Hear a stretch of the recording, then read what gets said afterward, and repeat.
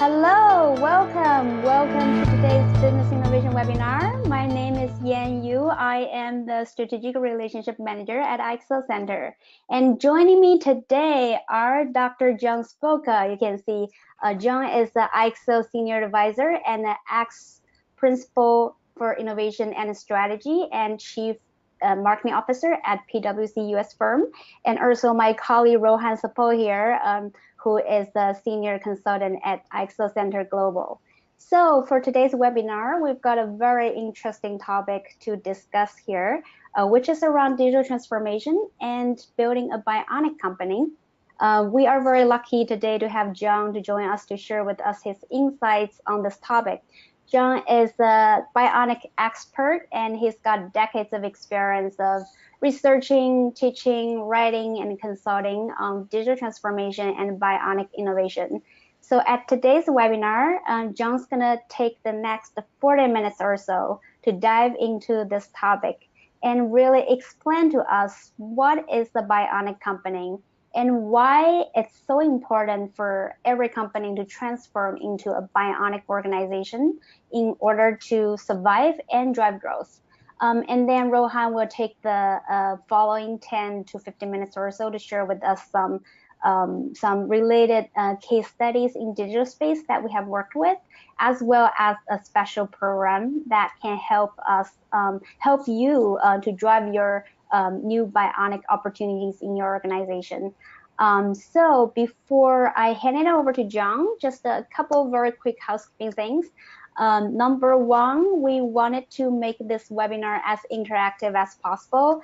So please jump into the question box here on the GoToWebinar panel, control panel, and let us know about your name, your title, what company you're from, what country you're from. We would love to hear from you. And also, if you have any questions or concerns or challenges around digital transformation and bionic organization topic, please feel free to put it here, typing your questions in the question box here. We would love to hear from you, and we will try our best to answer as many questions as possible at this webinar. And if we don't have enough time to answer all the questions, we'll make sure we follow up afterwards. And number two, the webinar is going to be recorded, as you might be aware. So if you really need to run into another conference call or meeting, don't worry about it. We will send you the webinar recording afterwards. So with that being said, John, I would like to hand it over to you. Thanks, Jan. It's a pleasure to be here, and thanks, Rohan, and to be with my partners here at IXL. I'm excited to have a chance to share some of this research and strategy and transformation work that I've been doing with some colleagues and across different organizations, large and small, in terms of how you create value in this new domain. And what I mean by this new domain is we're really in a world where our relationship with technology is changing at such a rapid rate that it's changing the laws of competition, how people manage their careers, and what it means for your own personal life and investments. So that's really the emphasis here. And I can give folks the entire story right now in terms of where we're going to be by the end of the day, by the end of our hour together. And that's that the transformation of organizations by digital technology and other technologies is so profound that right now we see competitors out in the marketplace that come from the past. Let's call those competitors industrial competitors. So these would be traditional retailers and car manufacturers and airlines and so forth. And what we're seeing now is a wholesale transformation of those companies from being industrial to what I'm calling bionic. In the bionic age, you have much better understanding of what your customers do. You're part of a network or a platform, and you use AI and other kinds of technology to really leverage cognition and thinking work in a new way. And my belief is, and the data are starting to show, that in the future we're going to have three kinds of companies.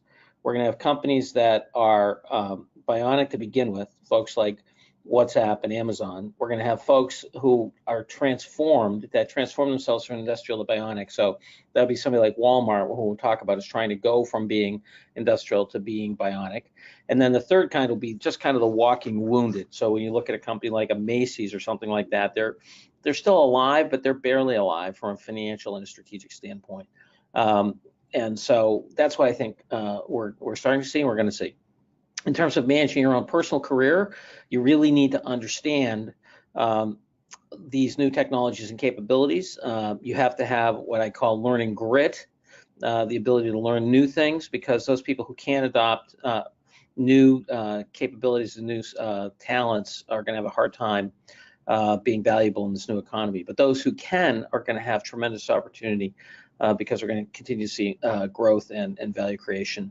And then toward the end, Rohan's going to cover why I've partnered up with IXL on this content, because the IXL Innovation Olympics process, where people get a chance to, companies get a chance to work with IXL, and they get a series of teams of excited, intelligent, hardworking teams from business schools all around the world to bring a new perspective to innovation, and in particular bionic innovation. And that is the kind of perspective, that outside-in perspective, and that energized set of new folks to do analysis, design, and innovation that I think you're going to need to transform a company from industrial to bionic. So that's where we're going to end up. And so, Jan, Rohan, anything else we'd like to cover before I head into the explication of that? I think that's perfect, John. The floor is yours. Great. Rohan, anything? That's perfect, John. All right, great. Okay, so let me go through, if we could advance on the, let's see. Okay, here's the thing, that's me, great. We talked about, first of all, let's just to set the stage a little bit, let's remember just how unbelievable the difference is among bionic versus non-bionic companies. So we look at Amazon, which a lot of people think is going to be well over $1 trillion in market capitalization. And then we have Walmart, which is a huge company, obviously has over twice the revenues of Amazon, but has about less than a third of the market capitalization. And then we have our friends at Macy's. And think about this for a minute. They have revenues about 11–12% of Amazon, but they have a market capitalization that's less than 1/100th of 1%. Oh, sorry, less than 1% of the market capitalization of Amazon. That is a pretty profound set of differences. And the fundamental reason is because Amazon has been able to use a combination of network capital, cognitive capital, and behavioral capital to leverage their market value and market power in a way that Walmart and Macy's certainly are not. Now, what do I mean by bionic? It's a simple and yet I think profound thing, that we have a new relationship between people and machines than we've ever had before. Now, if you go back to the beginning of the Industrial Revolution around 1850, 60, 70 in the United Kingdom, and then in the United States, and then across Europe and Asia, what you see is people had a new relationship with machines, largely steam-powered and then electric-powered machines, where machines largely replaced human labor. We even see that in how they're measured. You have, we talk about human or animal labor, sorry. We see that because if you look at a electric motor or a gasoline motor, they're actually measured in horsepower. And so it's pretty obvious that that was the substitution. It was electric or other kinds of combustion that actually was automating. And what we saw was a tremendous automation from people into machines. So you had people who used to craft silverware. Now that was stamped out by a machine. You had people who used to fashion clothing. That was done by an electronic or a steam-powered or a water-powered loom, and so forth. And so you had a tremendous movement from human beings into the machine in the industrial age. In the bionic age, we have a new relationship where sometimes the machine is driving and sometimes the person is driving. So it's more of a dialogue, not a one-way monologue into the machine. The second thing is it's not just about physical power, it's also about thinking power. So those are two profound differences. And you can, one way to think about it is if any of you are fans of or curious about modern fighter aircraft, so something like the F-16 or the F-15, and you look at how a pilot interacts with that aircraft, there's actually a dialogue between the human and the machine. So if they get into a hostile situation, for example, sometimes the machine is driving and the autopilot takes over and the pilot is actually paying attention to the weapon systems. Other times, the weapon systems may be taking care of themselves and automatically firing off, defensive maneuvers or actual, offensive maneuvers, and then the pilot is actually doing the flying. That kind of dynamic allocation between the two, and really some of the thinking that a pilot usually does, is now put into the machines. Think of that fighter analogy as really happening in all walks of life, whether it's when you're driving your car and you listen to the directions from a smart map like a Waze or Google, or you are thinking about what you want to watch on Netflix and the suggestions come to you and say, hey, look, you like this, you might like that. This is a new kind of dialogue with machines, and we're getting there faster and faster through things like Alexa, the voice interface of Amazon, or Google Talk, and so forth. So this is a very different fusing. And this fusing is not just happening at the individual level, it's also happening across the world. Think about the world as basically being mirrored in digital reality. What Mark Andreessen called software is eating the world. There's actually a really lovely old book called Mirror Worlds, which was done by a professor at Dartmouth back in the 80s. This idea of a great mirroring of reality in digital, that's really what's going on in this bionic era. And to bring this alive, let me give you an example of a company called Banjo. Now, what you're about to see here is what they call live time. And this is a real company. They have deployed in a number of places. They're very strong right now in Utah, where they are headquartered. And the way you should think about this company is imagine the world, the entire globe, covered in 9 trillion squares, the size of an average living room.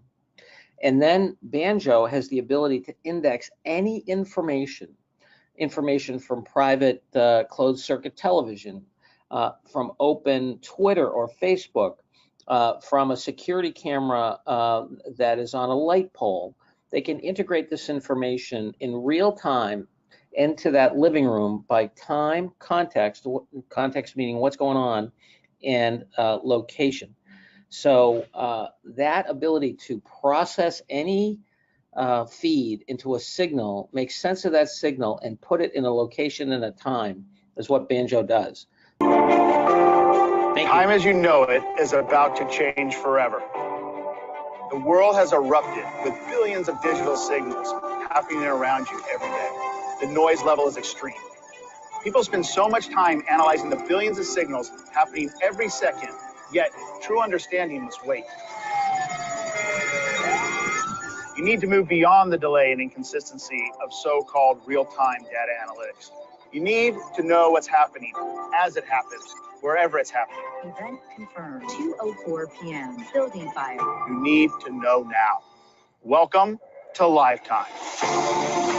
Lifetime means understanding all data brought together from every available source and combining it as is generated into a crystal clear view of what's happening anywhere right now.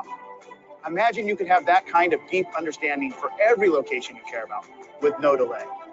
That when something happens that could affect your business, people, or communities, you know about it instantly. Imagine the possibilities if you knew minutes, even hours before the rest of the world. Know now with Banjo. That to me is an excellent example of this notion of the bionic organization and bionic life. You have a new integration of all these different data feeds and how people manage their activity and how we deploy resources and even look at the world. So to give you an idea, Banjo has made a business decision to not work for the intelligence agencies, so they don't work for the CIA and the National Security Agency and so forth, nor do they work for financial services institutions like hedge funds who could make a lot of money knowing about certain activities before the rest of the market. What they decided to do is work for local governments because they want to make life safer and better, and they have made a conscious decision not to sell information about people, but to offer services. So what are the kinds of services they offer? They offer things like if there's a flood or a fire, to coordination of resources across all the different sources of information. If there's someone who's kidnapped under an Amber Alert, they sell a package that helps you find that child or the missing person. They also create linkages across local governments so that right now, because of regulatory constraints, the Drug Enforcement Administration cannot be told by local hospitals what's going on with drug overdoses, but Banjo has anonymization software that enables them to share that information with the drug enforcement folks without giving up patient data in a way that they can actually take action. Those are just some examples. They also were the very first organization back when there was the horrible shooting at the Mandalay Bay, where there was a sniper who opened up on a concert down below. Banjo actually told the folks at the Mandalay Bay and the local authorities they had a shooter even before anyone had dialed 911.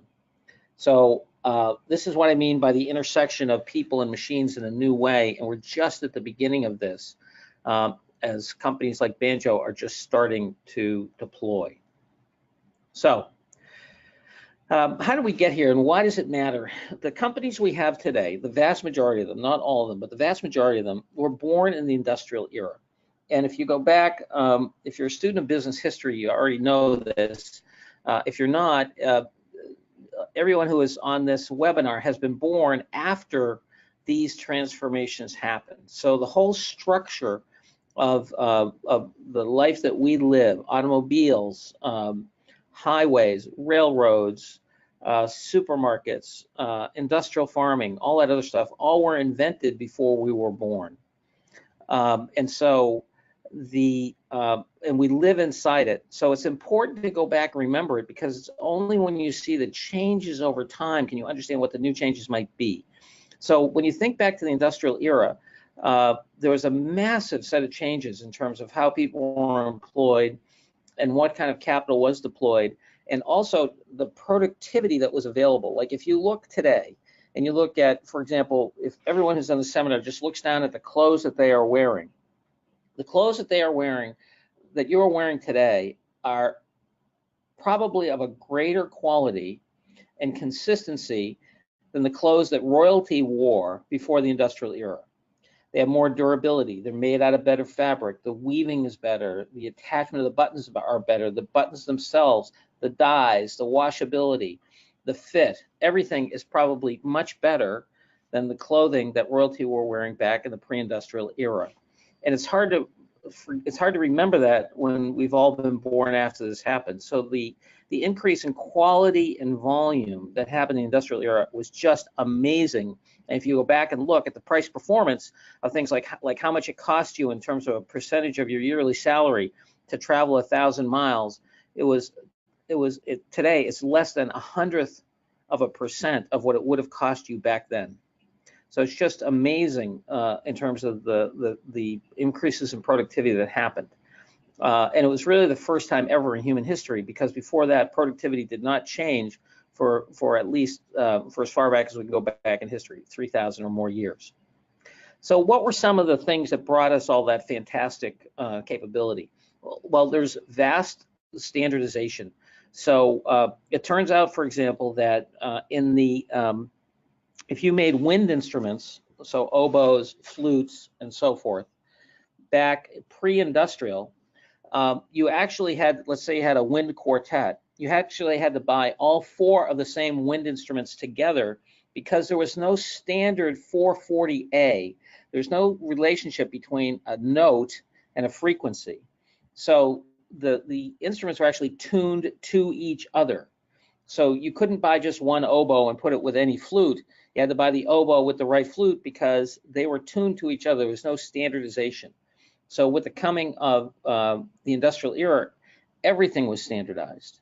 Whether it be electrical current, the size of a bolt, all these things were made for massive improvements. Mass production, the idea of really changing the nature of work and using a tremendous amount of transfer of knowledge. Frederick Taylor worked with Henry Ford to essentially study, not essentially, to study the very best workers and then to take those processes, improve them, and spread them across everyone. That never happened before. The guilds used to manage the knowledge in the marketplace, and improvements were not driven by management across large organizations. This notion of globalization, you had lots of production capacity and capabilities all over the world, and then unbelievable freight and logistics. There's the twin innovations of the railroad and the telegraph that allowed for the coordination and movement of goods and services year-round. Before that happened, commerce would basically shut down during the winter because you couldn't really get goods to market on frozen roads and frozen canals. And so, especially in the northern parts of the United States, you would see commerce completely reliant on the weather. And now with freight and logistics, starting with a railroad and then going on to trucking and cars, you have unbelievable productivity. So it's just important to remember these. I mentioned Frederick Taylor. He is the one who really was behind all of this in terms of the most important philosopher behind industrialization. He had a very contentious relationship with Karl Marx of communism fame. Marx hated Taylor because Taylor really drove a lot of the productivity of capital and the success of the capitalist system. Now, what's going on now is very different. What we have now is a whole new set of capital that is complementing traditional forms of capital. So let me first, hop down to and I'll go back to the other slides in a minute. Let me hop down to the industrial era versus the Bionic era in terms of forms of capital. So in the industrial era, and remember we're talking about capitalism here, so this is pretty important. In the industrial era, we had human capital, people and labor, and what we did with that. Financial capital, we had the birth of large liquid capital markets. And then natural capital. By natural capital, I mean energy, what we did with energy, water, air, and so forth, wood, any forms of natural capital. And the industrial era really optimized these three forms of capital. In the Bionic era, we have new forms of capital that are around behavioral, that is, how can I model and track what customers want and how they use my product and what environment they're in. So if you think about something as simple as direct mail, that's manipulating behavioral capital. It's sending out something into your inbox to try to get you to take an action. We have cognitive capital, the ability for machines to do thinking tasks. So this is all around you. If you go and get a quote for your car for insurance, there are algorithms that insurance companies have been using well before AI got popular to drive the price for that car. And they're using everything from where you live, how old you are, how long you've been there, how much money you make, your credit rating, and so forth to drive that price. That's cognitive capital. And then we have network capital, which really has to do with both the size and the structure of a network. Again, this has been around for some time. It started with the telegraphs. We saw it with the telephone. Those were massive new information networks. And of course, we see it with the internet. And then we also see it now with folks like Facebook, WhatsApp, and other giant network companies, as well as the networks that individual companies have of their clients and of their products and services out in place. So, all right, let me hop back up here. So on the back of these new forms of capital, what kind of new innovations do we have? Well, absolutely in decision-making processes, which I mentioned, modeling the behavior of end customers. So you can see here, this is an example of a new shopping behavior where you can both physically and virtually try on clothes, and you can get opinions on it, whether or not it looks good on you and such. New kinds of business models that allow you to really have a different relationship with risk. So there's a company called Climate Corporation right now, and what they do is they do crop insurance, and they insure crops down to 100-meter squares. And this company, which was started by a couple of ex-Googlers, uses growth models and satellite data and sensors on the ground to insure crops. And if there is a loss in your crop, like the poor people in Kansas right now who are, undergoing the, unbelievable floods that are going on, they've been insured by Climate Corp, and there were any crops associated, with, the growing season that was covered by Climate Corp. The way Climate Corp would pay them right now is they don't even send out a claims adjuster. They just use satellite data and their growth model so that they have a business model that can actually insure and pay without even having people go and inspect the fields. And then, of course, this customer revolution in terms of whether it's active customers, folks reviewing capability, whether it's, Yelp or Amazon reviews, the way that over 50% of the volume in some categories is due to reviews, new relationships and new capabilities, whether it's voice activated. Right now, Amazon is working on a voice activated microwave oven, the ability to manage your entire home from your phone and your voice. These new kinds of capabilities that millennials and centennials have grown up with. So these are really new kinds of innovations layered on top of the industrial era innovations we saw before. So I don't know, Jan, I think you had a question for me now, or? Yeah, I have a couple of quick questions here. So John, you were talking about, we're transitioning to a bionic era, and the human and machine interaction are different from when we were in industrial era. What is exactly the difference, and what is exactly the model of human machine dialogue here? Sure. Well, first of all, the machines can track much more of your behavior in a minute. So, I'm 61. When I first had my first car,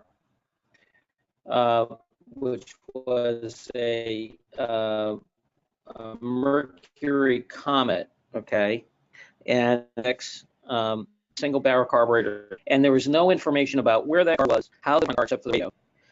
And the spark plugs, right? And so that car knew nothing about my behavior and what was going on.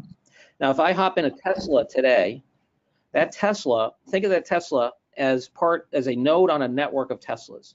Because if that Tesla learns anything about in its self-driving capacity, because they have got self-driving, they've just not turned it on fully because of regulatory issues. In that self-driving capacity, that Tesla not only knows everything that's going on inside that car and what I'm doing and physically where I am and how fast I'm driving and what's going on with my automobile, what's happening with the batteries and all the things inside the car, it is fully aware of its entire environment. That car has, I believe it has 4 LiDARs, 2 high-definition cameras, and 4 sensors on it. So it is collecting terabytes of data about the environment. And not only that, but it is networked back to Tesla Central, where it is, think of it as a node on a network, or put another way, it's like a bee to a beehive. A bee is not an independent creature, it's part of a beehive. A Tesla car or any intelligent car today is part of a network that not only monitors all the behavior inside and the characteristics of the car and what I'm doing with it, but how that sits in a network of behavior across the full fleet. That is radically different from when I was driving around in a Mercury Comet with an inline 6, and the only thing was that I happened to catch some radio waves with my antenna and had some spark for the spark plugs. That was the only, there was no digital or informational activity on my car. There was simply an analog version of sending certain kinds of electronics in a way that helped me start the engine, keep the engine going, and listen to the radio. Does that answer your question, Jan? Yeah, that's very interesting. So it looks like it's kind of like the collaboration between human and machine, and they can kind of like, make decisions together on certain things instead of just a human control machine type of thing, if I understand it right. Absolutely. It's making decisions differently, and also it creates a set of assets for Tesla. So every time I drive my Tesla, I am improving their maps. I am giving them information about how I behave in the car. I can give them feedback on what's happening in the car. So in addition to me being in dialogue with the car, Tesla is also creating this massive asset that they know about their customers and their product and the environment that their product behaves in, which gets better and better and better all the time. So it's really that combo. Very interesting. Oh. And Mhm. and I have a kind of a question or so, but I think you're probably going to talk a little bit about it in your following presentation. So let's get to maybe the 3 types of capital, and then I'll see if there are any other questions from the audience as well. Sure, very good. So if we think about, I talked about the 3 kinds of capital: the human, financial, and natural. It came in the industrial era, and the new ones now: behavioral, cognitive, and network. Let me give some examples to bring this alive in terms of the financial implications, and and why somebody should care. What we have here is a sophisticated analysis of the true returns that these companies make. So it turns out in the Bionic era, the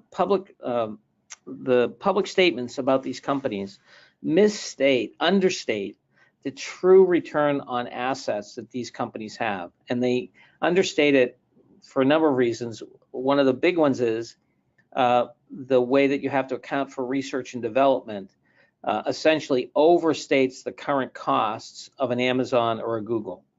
They make you write off the research and development very quickly when the actual value of that research and development lasts much longer. So if you look at the real numbers here, this ROA prime, what you see is retailers in general, we talked before about Walmart, Macy's, and so forth.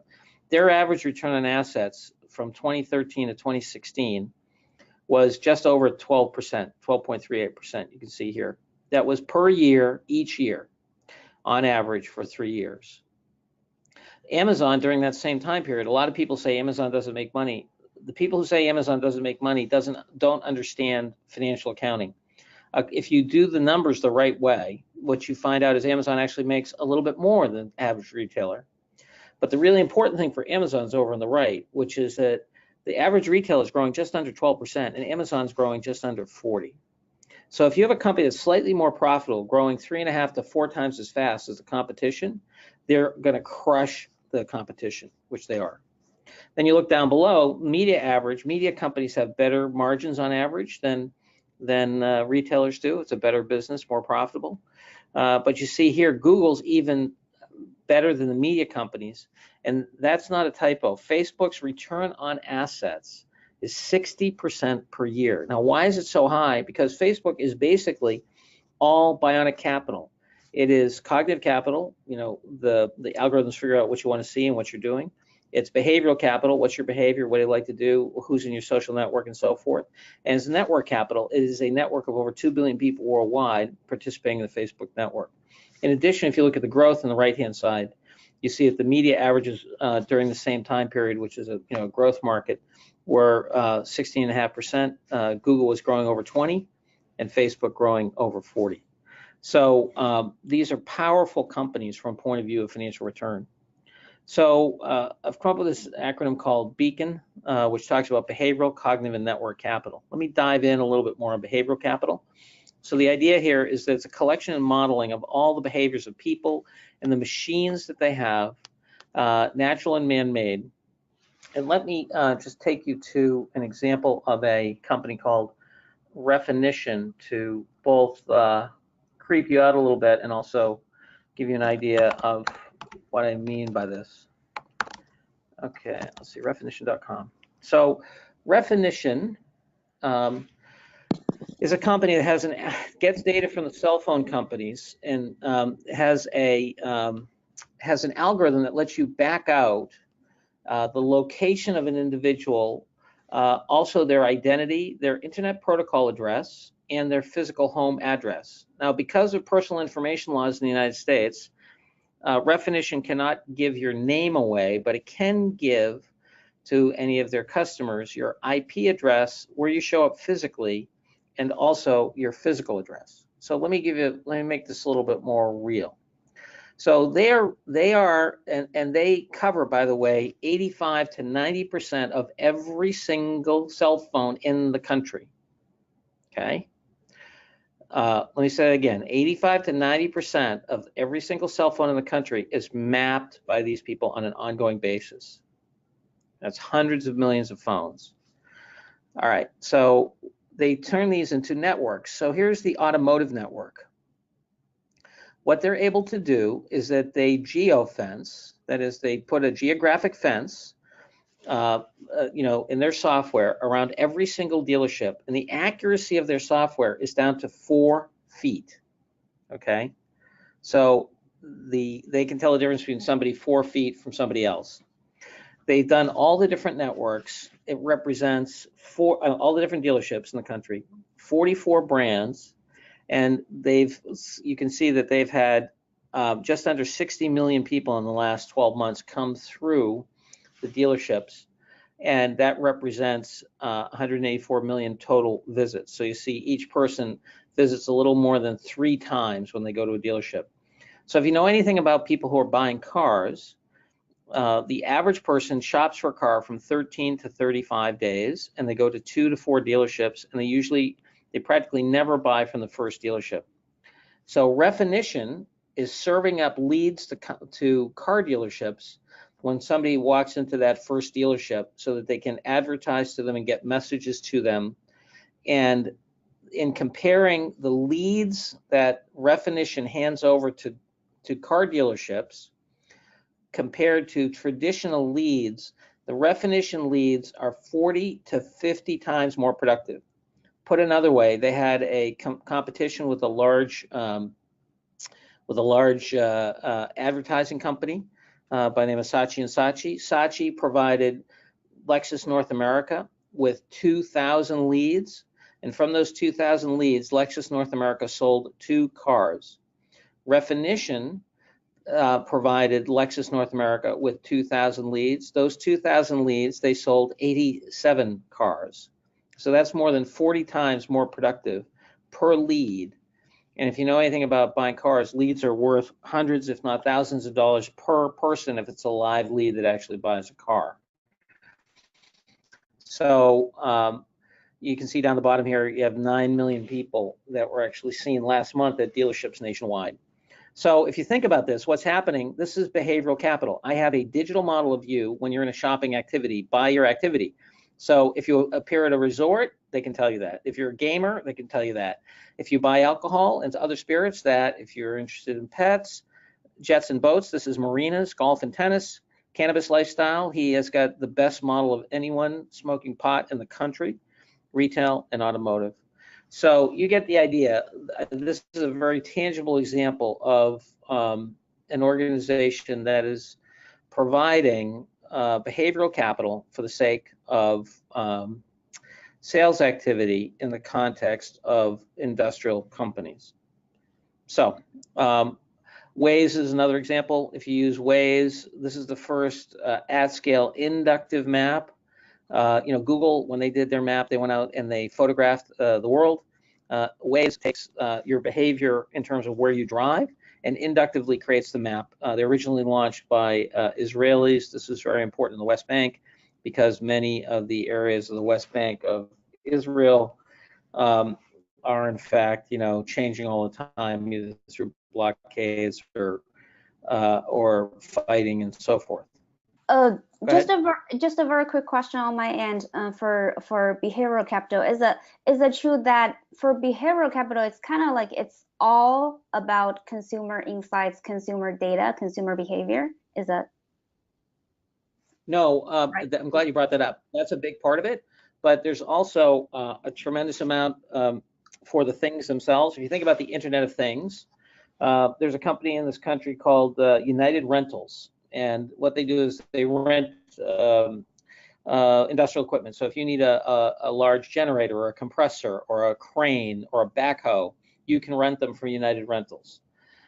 United Rentals, as of 6 months ago, had tagged 70% of their assets so that they knew where that backhoe was. Did it need to be moved? Did it need maintenance?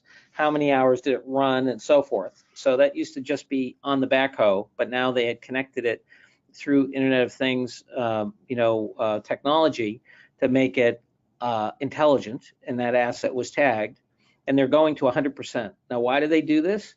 They do this because for security reasons. It tells them, where the asset is. They use it for utilization reasons. If they can get their hands on the asset, is it being used or not? Where is it physically? What was it moved to? How much has it been run? They use it. Those are all valuable in terms of scheduling and renting. They use it for predictive maintenance. Does this tractor need to have its oil changed? Well, instead of sending a human being out to check that, or having, they can actually just dial that information up. So you can, the behavioral capital is as important for things as it is for people. Got it. Yeah. Sure. So it looks like it also related to kind of business model innovation, related to distribution, supply chain, value chain, all of it. Everything. Okay, got it. Thank you, John. That's clear. Without behavioral capital, you couldn't have Airbnb, right? Mm-hmm. Right.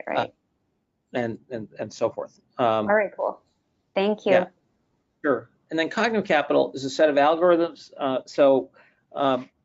And I'm going to do this in a more condensed manner on top of behavioral capital. So what do you do with all that behavioral capital? Well, you need machines to help you make sense of things and also to take action. So if you use any of the following, you are using cognitive capital. If you use Netflix, if you use Waze or Google Maps, if you use Facebook, if you use Google, if you invest in any mutual funds or companies like Betterment or Wealthfront, what you have, or if you use, if any of your assets are traded by folks like Goldman Sachs or the folks at Bridgewater, you will have underneath in all of those a set of algorithms that have captured the learning and thinking of individuals and put them into the actual provision of your service. So this notion of cognitive capital, essentially industrial automation for thinking tasks, is all around us and grows and grows and grows. The importance of this is that you can, there are many things, but one of the most important things is you can, with a small group of people, you can have a huge impact. So you look at a company like Bridgewater, which is a financial services company that manages $190 billion with 1,500 people. Ray Dalio, the founder, would like to take the number of employees down significantly, maybe even down to one, where you basically just have computers doing the thinking and the implementation. But that 1,500 people who manage a portfolio that large is many, many, many fewer than you would have had a decade or two ago to manage a much smaller hunk of money. It's just like, one person with a backhoe can dig a lot more than used to have dozens of people with shovels dig.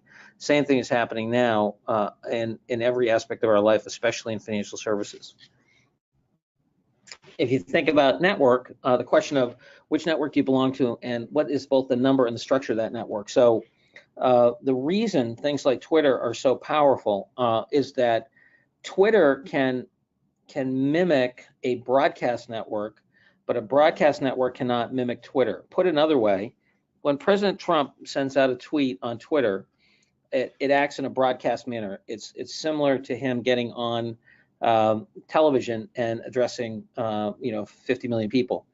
The difference is, in addition to that, people can self-organize around it, they can forward it, they can create groups around it, they can respond to it, and so forth. And they can do it at scale. So the structure is self-organizing. Whereas what happens on Fox or MSNBC or other broadcast media or the BBC is that they simply broadcast it out, and they can't, there's no way to self-organize where I would tag a piece of, it's very much more complicated to tag a piece of the video and send it along and put my commentary on and so forth. Well, that difference is a massive difference in what we're seeing. And the reason that folks like Facebook and Twitter and WhatsApp and WeChat in China are so powerful is that self-organized networks actually can do everything a broadcast network can do and more, whereas broadcast networks can only broadcast.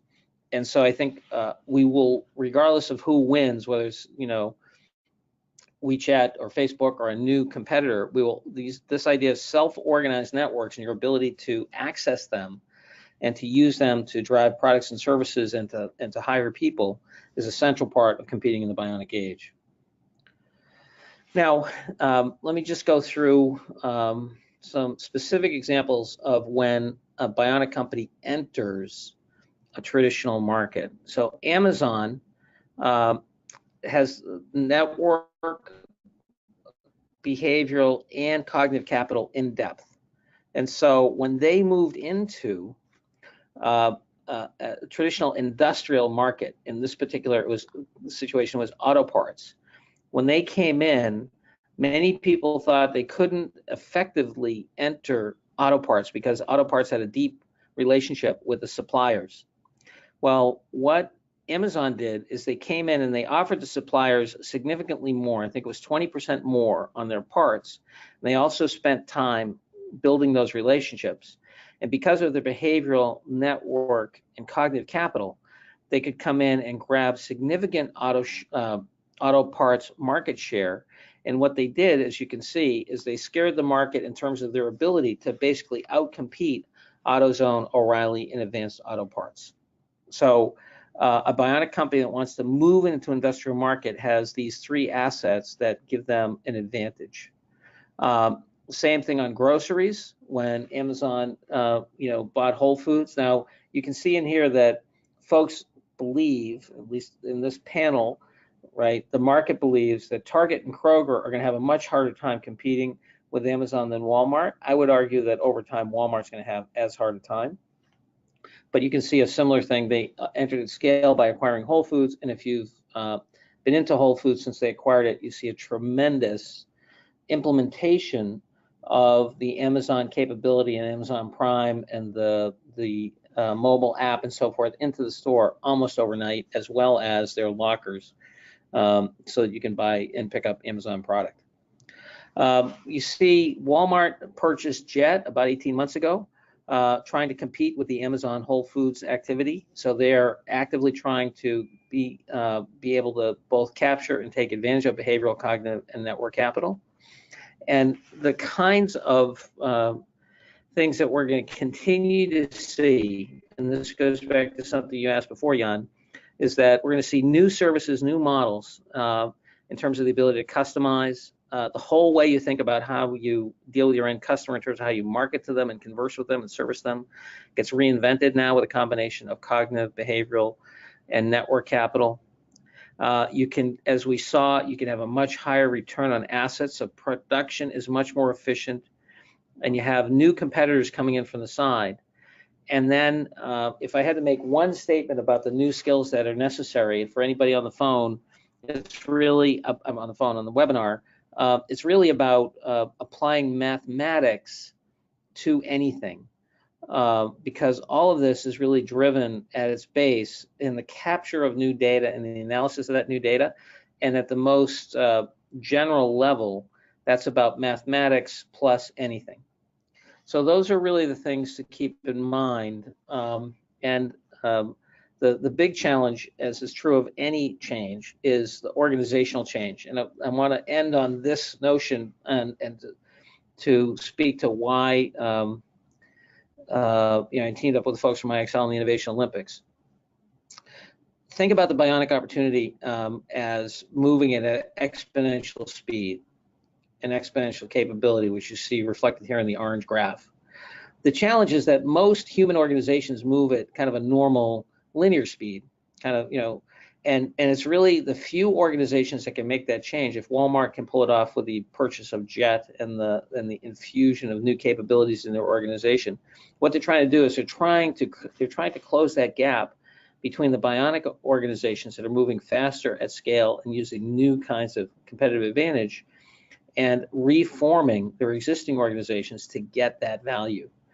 And it's in that gap, you'll either see great transformations and careers and financial returns made, or you'll see a real problem where companies simply die because they cannot make that transition.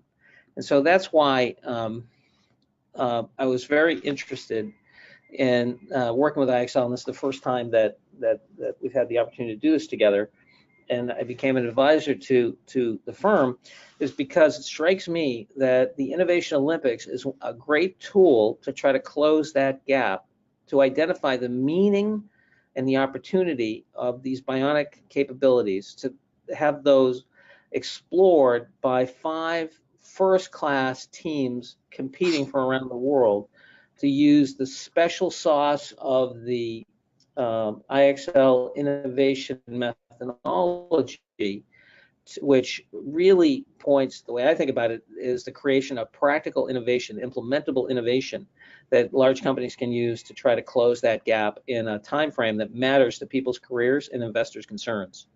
So let me just stop there and hand it over to Rohan. But the opportunity of this bionic change is happening. The threat is happening as well. I think that folks in the webinar really need to understand this. We also have other things you can read and so forth, but really understand what is going on, what is driving it, what the threats and opportunities are, and then to take action in a way that can help close the gap between the potential and the competitors and existing organizations who will either need to transform or will be dead or at the best zombies. So with that, Rohan, let me turn it on with you. Thank you, John. That was very fascinating. And like John said, most of our clients we work with, they have actually identified this bionic gap. Like many companies are already trying to move into getting those bionic opportunities and bridge those gaps. And if you don't do it, you're going to fall behind. And most of our clients have been requesting us for this, how to capture this opportunity. And that's why we have John here, who is going to be our senior advisor for this project. So it's a relevant topic. And as you move on, both if you are a digitally native company and if you are not, still you should look forward to bridging this gap. Otherwise, there are companies who are moving faster and better and bolder to the market and creating that 10x impact. So what we're going to do is this April, John, can you move to the next slide, please? We will have a vertical for our Innovation Olympics. Most of you already know we have been driving this Innovation Olympics for almost now 10 years, work with over 250 clients. And the crux of this Innovation Olympics competition is you get to work with some of the brightest minds in the world and for a corporate challenge. And we help you design solutions in just 8 weeks, which you can further work on. And this April cycle, we're going to have a special theme on digital transformation and how to build a bionic company. And like I said, John will be our senior advisor for those projects. The real value proposition of Innovation Olympics is we're going to get you 5 global teams from one of the best universities, which are mostly graduate and postgraduate students. And they will bring diverse perspectives on the table. And these 25 students distributed in 5 teams will help you with any corporate challenge you are facing for driving the bionic, for closing the bionic gap. We have a proven methodology. You can also put in one of your team as the 6th team working with the 5 graduate teams. And that's a cool way to even train your people at the same time drive results. And we have done that in the past as well. So you get to learn latest tools and techniques on innovation, which are validated by Global Innovation Management Institute. And there's a proven methodology for end-to-end innovation, which is going to be used. So we are fusing innovation with digital transformation. And I'm very fascinated what the outcome is going to be. Just in 2 weeks, you'll get hundreds of ideas and insights, all the dots, and you can, when the student starts to connect and disconnect them and give you different perspectives on what the potential opportunities would be, now you get to prioritize some of those opportunities, and eventually, at the end of the competition, you have 5 pressure tested and validated mini business cases with clear value propositions on how to take them to market. So this is very fascinating. Just in 8 weeks, without spending much of your time, you're getting the concrete opportunities and robust opportunities on how to do this. And obviously, there is going to be a senior IXL consultant who works with this. So the value proposition of this competition and this whole consulting, innovation consulting competition has been great. Like I said, we have worked with over 250 companies so far.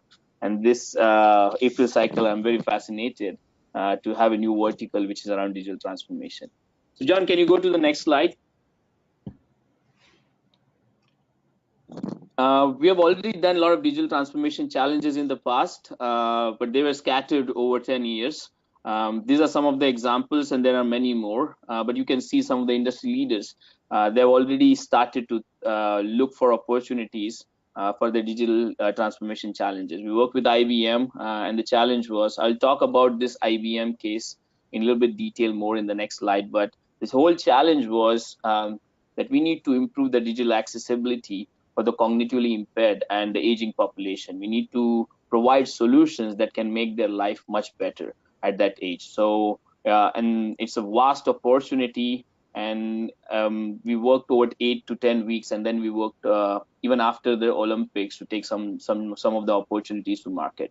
Verizon, we worked on digital health, merging health and telecom, and to build digital platforms where you can help people with this whole telehealth opportunity. Winnebago, it's a American manufacturer of motorhomes and RVs, and the whole challenge was, how do you create mobile medical care facilities and special needs applications for this whole mobile homes market segment. And then we had Sanofi, we had Airbus, who helped us to work on this whole digitizing their value chain. How do you drive results faster to the market and get closer to your customer? John talked a lot about what Amazon has been already doing as a digital native company, know their customers, not only know their needs before even they know it. And that's where Amazon is already heading. So it's a very fascinating whole world where the whole value chain needs to be digitized in line with Innovation 4.0, Industry 4.0 happenings that are already going on. So let me give you a little bit details on the IBM case, since it's already public. We don't share the results of the competition, but IBM is already public. You can download the report there. We'll forward you this presentation. But the whole challenge, like I said, it was to enhance the digital accessibility for the aging population, cognitively impaired people, and to leverage Watson or the cognitive capabilities or cognitive computing capabilities of IBM. That was the whole challenge. IBM was working with CTA, Consumer Technology Association, and this was a close collaboration. And in 8 weeks, the students started with analyzing the trends and then fusing them with the human needs. And this is very important. John talked about the needs of the consumer of the future, which are completely different than what the consumer of the past had. For example, now you go to buy a car, 10 years back, you're looking for something else. And today, the consumers, especially the millennials and centennials, they're looking for not just mileage and how good the car looks and other things and the brand, but they're looking for many other things, the sensing capabilities. Is it a connected car? What more things I can do with the car, and the whole dealership experience. So there are many unmet needs of the consumer, and especially the future consumers. And these are more digital savvy people. So fusing those needs of the future consumers with the emerging threats, and then finding different growth platforms. So the students came up with more than 15 growth platforms for IBM, and these are some of the ones which were actually prioritized and been worked forward to take it to market. So first one was knowledge as a service. We already have talked about that, but the whole thing is that the search engines are the things of the past. The next is decision engines.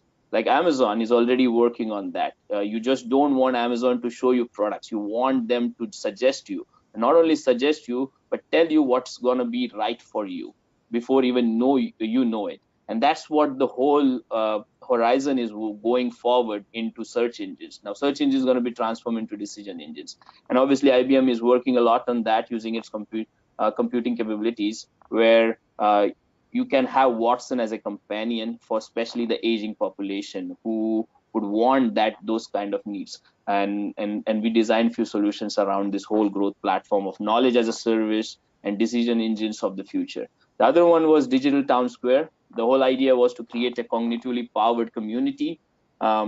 People at that age, the aging population after 60s, 70s, they still want to be connected to the world. They still want to have that social life without moving out of their homes because of their special needs. So how can you keep them connected? How can you keep them motivated? And this whole town square, digital town square platform was created, and now IBM is working on that. And the last one, which is very important, one of the trend or insights that we had is many people who are cognitively impaired or in the aging segment, they go through digital frauds, and we need to protect them. And this is something which the American government is already working on.